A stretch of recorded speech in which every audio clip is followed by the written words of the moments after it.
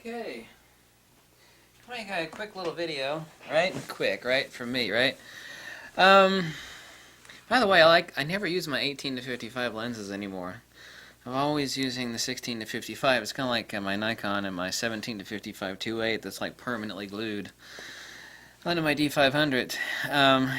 Some people actually bitch and moan. It's like, well, the 1655 is really fast and all, and it is sharper, but it doesn't have vibration reduction. And my answer to that is, I don't give a shit. I got skills enough. I can handhold it just fine.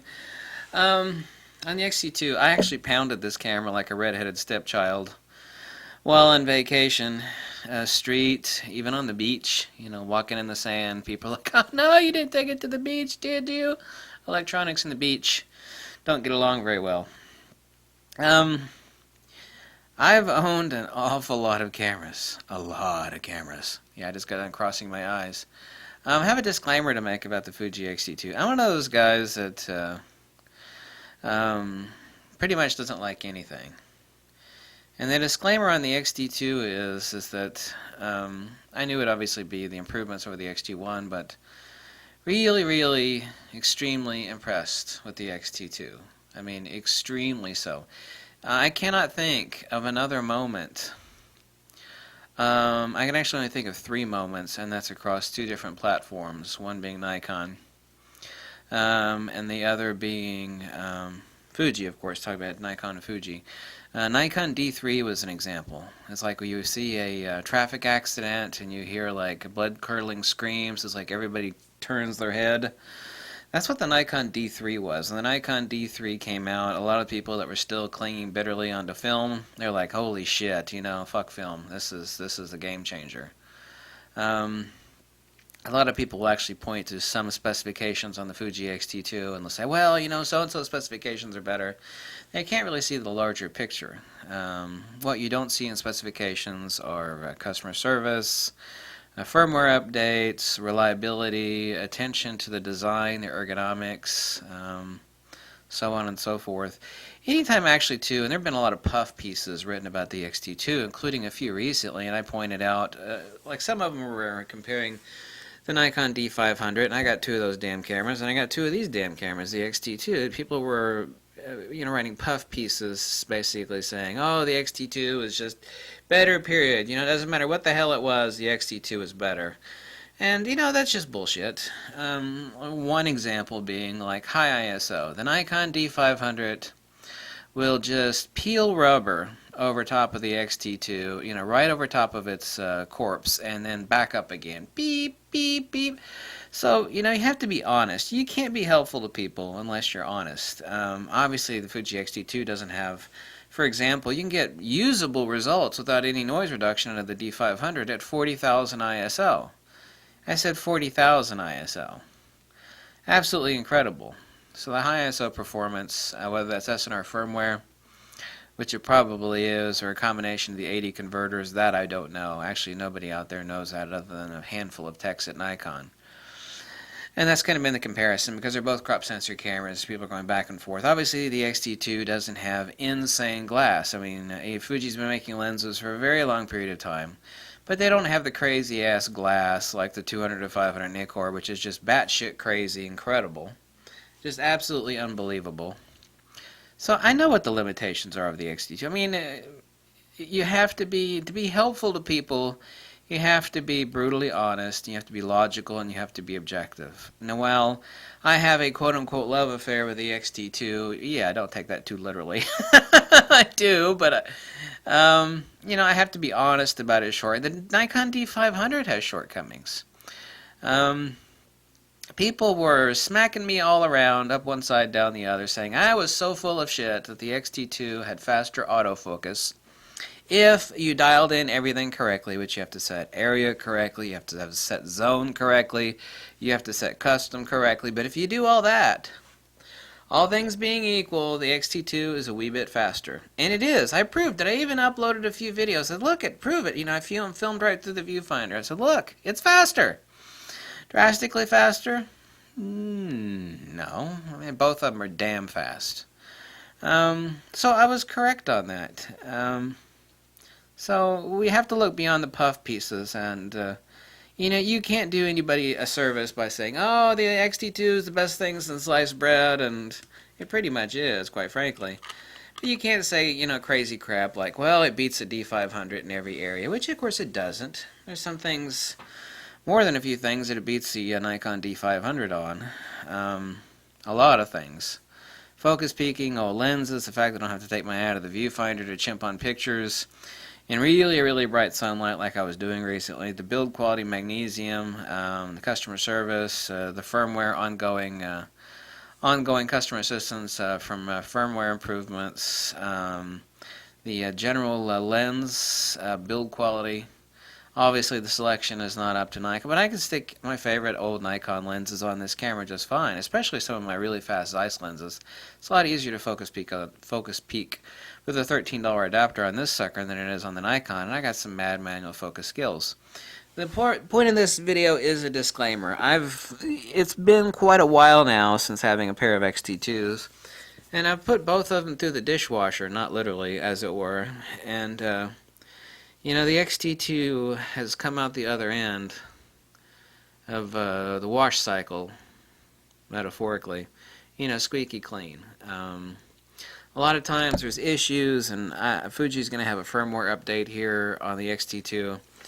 A couple really, really minor things and some additional features added. I think it's like 5 days from now. I think like the 28th or 29th of November. That'll be a welcome addition. The X-T2 has just been a bleeping wonderbox. It's been one of those epic moments where, like I said, the Nikon D3 was like a traffic accident. Everybody turned their head and they said, oh shit. The same is true, and oddly enough, 2 of them in 1 year is really rather rare. People that don't have an experience of the life of digital cameras and what's been coming down the pike year after year, no real, you know, it's like, wow, that's neat, but no head turners. No, everybody turns their head and goes, oh shit. The Nikon D500 was like that. The autofocus, the XQD cards, the buffer, the high ISO performance, that camera's worth every bit of what it costs. Every damn bit. I own 2 of them for a damn reason. I was the first person making tons of videos about that camera. Now everybody is basically trying to compare everything to the D500. It's become the tool of comparison. The X-T2 is already at that watermark.